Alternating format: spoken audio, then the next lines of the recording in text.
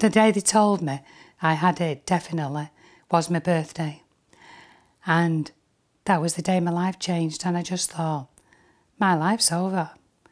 I could have 1 year, could have 6 months, could have 2 years, I could be lucky and have a bit more, but my life is over.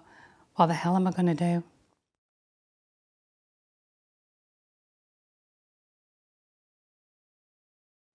How did I feel? Just like I am now. Absolutely. So upset that I couldn't talk. And now, as I'm slowly experiencing now, I'm getting used to it. But it's still extremely difficult, extremely difficult.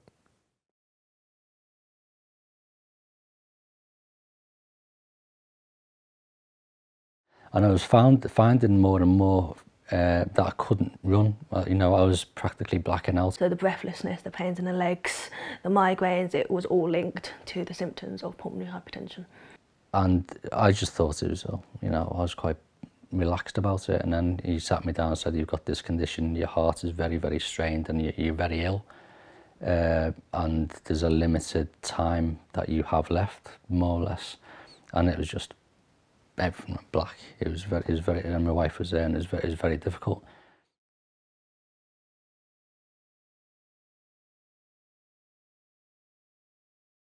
I always have that time where I will just wonder why it's me. Like, out of everyone, it could have been, why did it pick me?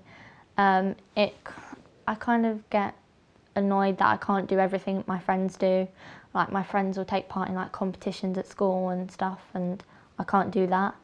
And then like when I'm at school and the kids didn't really sort of understand me, they always used to call me the slow coach, or like, you know, you get the odd name calling and stuff. But having a child with PH, it's worrying, and sometimes life does look uncertain. When I was first diagnosed, I didn't have a clue what pulmonary hypertension was. We were totally lost with what was it? Am I going to die? Am I going to survive? I hadn't a clue.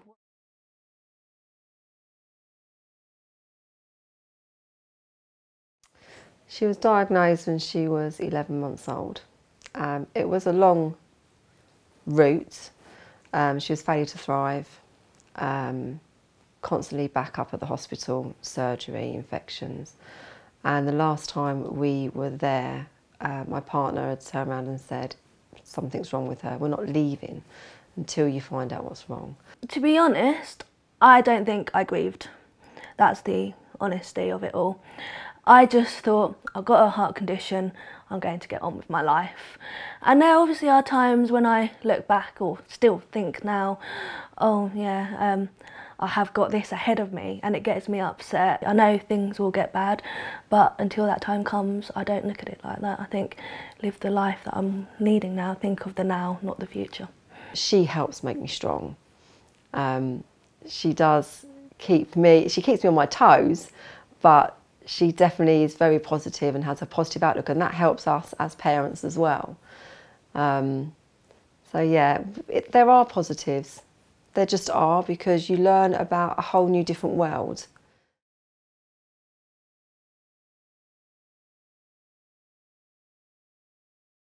At first, he stopped me doing everything.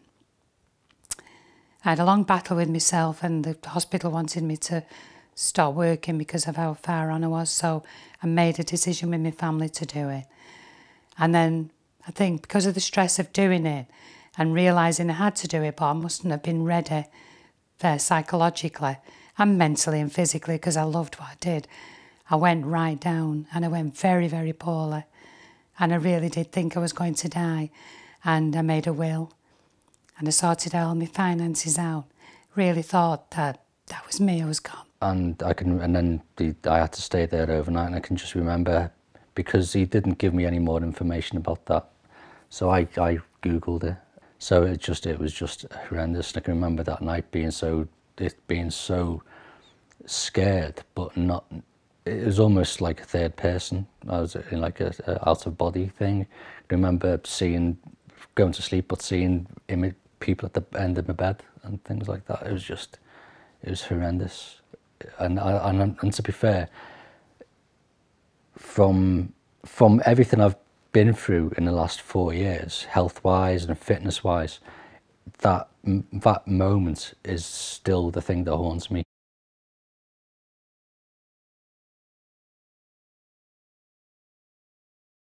Well, it was terrible really, because I think, you know you're in pain and you know you can't breathe, and you go to your GP, which the GP that I had, you know, I'd had him for years and years and years. He's a really nice fella, and he's giving me asthma inhalers, all different colours, everything, and he's trying his best, you know, but you know that that's not working. And whenever you try to do anything, go upstairs to go to the toilet, do anything, it were absolutely terrible. I couldn't breathe at all. I just felt myself getting worse and worse and worse. And I got to the stage where I was crawling upstairs to go to the toilet, coming back down, you know, on my bottom, coming down steps. I was sitting on the floor in room in the house, and I was crying, you know, and I was a 40-year-old bloke sat there crying, you know, because I just couldn't breathe. You know, it was absolutely terrible. We were really shocked. It was so much to take in because we knew something was wrong. So it was a shock. And then to be told alongside that she wouldn't live to be 5, to go home and enjoy her. That was really hard, and to have to tell your family, your friends. But I don't stop. I need to know the ins and outs of everything. Oh, it was very difficult because at that time, I was 36 at the time, and on the same week I'd found out my wife was pregnant with my 4th child. So immediately to that point, I was thinking, well, my kids, and I'm not going to either see my kids beyond a certain point, or I mightn't even get to see my baby, you know, the baby being born. So it was very difficult, and because of, I think, the lack of great understanding of what I had, obviously to me it didn't reassure me about what I had or how to deal with it. But likewise, if there was nothing there for my family to really, it's difficult to compare one disease to the other. But you know, with like cancer, you got the Macmillan nurses and things like that, where they'd be looking to support the family as well. That wasn't there. So it was a case of me being in a hospital for a spell, and my wife and family not necessarily knowing what's happened to me other than me being connected to a lot of machines. I get out of breath easily, so at school I don't do PE, I don't do like physical contact activities, because I get tired quite easily. I have to have oxygen overnight because my oxygen levels drop too low, so I have to just have that extra boost. Well, it's obviously been a struggle, and it always is a struggle, you know. It's just frustrating because you can't do, you know, I can't do things I used to do. I used to like training a lot. I used to go to the gym a lot. You know, I used to like to do all them sort of things, and I can't do them anymore. You know, I can't walk, you know, up inclines and stuff like that and what have you. It's just hard work. So although you've got your medication and you're being treated for it and that and what have you, you know, you still got it. You know, it don't just go away. I don't go out. I've lost contact with a lot of people who I knew, you know, a lot of friends and that. They seem to, I know it's not the same for everybody, but when you get poorly, people seem to, you know, move out of the way. And you can't do anything. You can't move from, say, sitting here to go to the toilet next door without nearly passing out. And you can't fathom that out in your brain. How can you not do that when last week you could do it? So you used to fight it all the time, but then you were passing out. And then you used to think, well, I'm going to die now. I know they give me some drugs, but I'm going to die. And that's all that's in your head. I'm going to die. I was very sad, very disappointed in why me. Why do I deserve this? Why do I look okay? But inside, I'm dying, basically dying. And I didn't know about it till I couldn't breathe properly. Apart from that, I was doing everything. I could have made it worse. I could have killed myself, you know, within a week. I was surprised how negative I became when I got it, because I was devastated. I used to always think, how would people feel if they had cancer or they got told they had cancer? But I felt isolated and I felt deserted by the world because I had PH, because nobody knew what it was and nobody looked at me like I was poorly inside, because I didn't have cancer. And it, with being rare, obviously it also comes with being invisible. And when pulmonary hypertension is invisible, that's when I find life tough, because I have a disabled badge and I get a lot of looks, because obviously I go out, I try and look my best, I slap on the makeup so I don't look ill. And I think that's the main part of it being rare, is because people don't understand what pulmonary hypertension is. You know, in a grown bloke, you don't like to cry, but sometimes when you're on your own, you know, it gets to you a bit.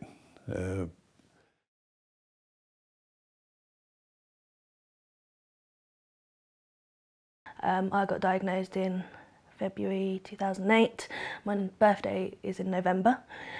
And they said, we're not sure what your prognosis is. You might have to bring your 18th forward.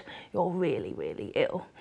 And when that gets told to you, you think, oh my goodness, how bad am I? And so, yeah, when I look back now, what are we, 2017, I just think I have come such a long way. And it's, well, thanks to the way I live my life, thanks to the doctors that have supported me, and to my family who rallied around me and said, you can get through this test, go and do what you want to do. And that's what I'm doing.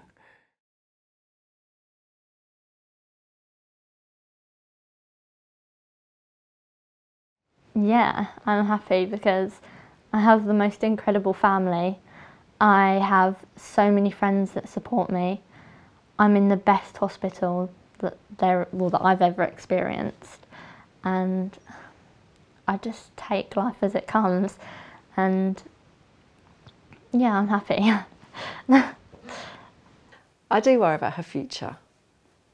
I want her to live a full life, and I want her to achieve what she wants to achieve. There are obstacles. We've overcome those obstacles, and I'm sure there'll be a few more.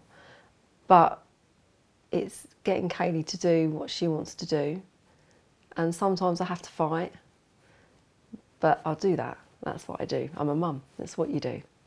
Once people kind of get to know me, I kind of feel like I handle it a lot better.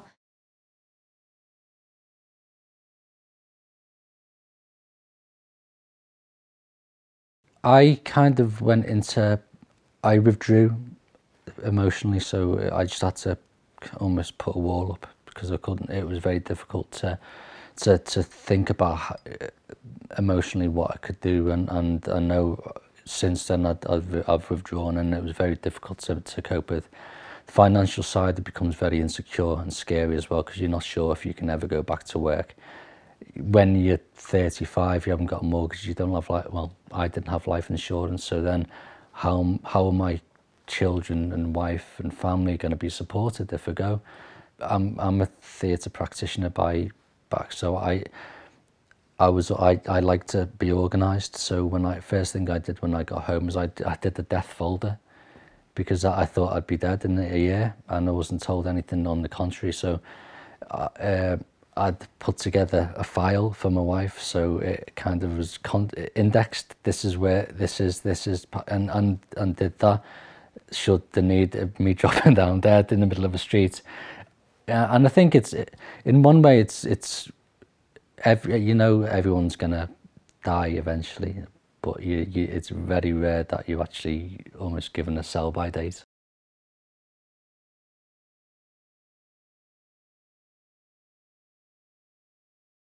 Without a doubt, the medicines that or the medication that she's on now is fantastic. It's the best I've ever seen. She's gone from, as I said before, a Hickman line that has been taken out, and now she's just on oral therapy. And touch wood again, she is not seeing any adverse signs.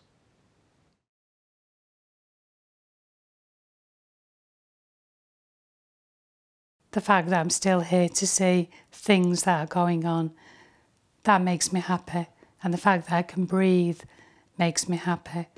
But I'm not happy fully in myself because I have this shadow. And the shadow's with you all the time, that it could be tomorrow. I know none of us know when we're going to die. You know, we could go out and step in front of a bus and you don't know. Everybody knows that. But it's like being given a life sentence because it's never going to go away. There's an edge of sadness now there that never used to be there. I'm still optimistic about things, but I'm not optimistic about life because it's just when it's going to be. And I never used to think about that. I know as you get older, people do, but I think about it every day because I think, is today the day? Should I be feeling any better now? I've had a cough and some antibiotics and it's all cleared up except I'm still feeling a little breathless. Should I be feeling any better now? I've had blood tests and breathing tests and they've all come back as normal, and I've seen the nurse and the GP and they're not quite sure what's wrong, apart from the fact that I'm still feeling breathless. Should I be feeling any better now?